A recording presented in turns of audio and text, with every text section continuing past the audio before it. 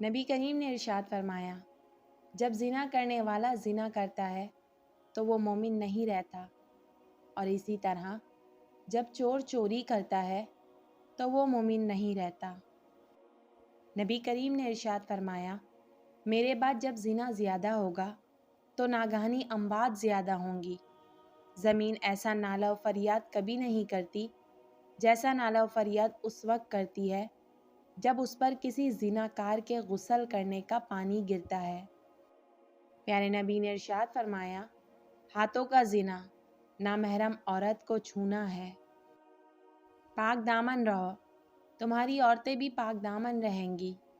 بے شک زنا قرض ہے، اگر تو نے یہ قرض لیا تو ادائیگی تیرے گھر والے، ماں بہن، بیوی یا بیٹی سے ہوگی۔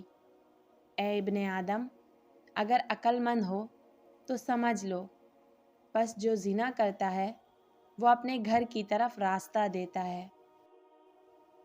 پیارے نبی نے ان لوگوں کے لیے جو شادی شدہ نہ ہوں اور زنا کریں یہ حکم دیا تھا کہ انہیں 100 کوڑے لگائے جائیں اور 1 سال کے لیے جلا وطن کر دیا جائے۔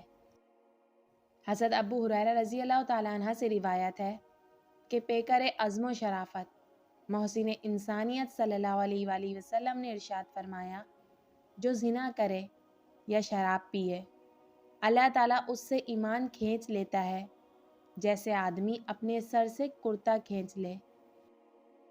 جب دیکھو کہ تلواریں باہر نکل آئیں اور لوگوں کے خون بہائے جانے لگے تو سمجھ لو کہ اس قوم میں اللہ کے احکام کو ضائع کیا جا رہا ہے، اور جب دیکھو کہ بارش کم ہو رہی ہے، ضرورت کے مطابق نہیں ہوتی، تو سمجھ لو کہ لوگوں نے زکوٰۃ دینا بند کر دی ہے، اور جب دیکھو کہ وبائی امراض پھیل رہے ہیں تو سمجھ لو کہ لوگوں میں زنا عام ہو گیا ہے۔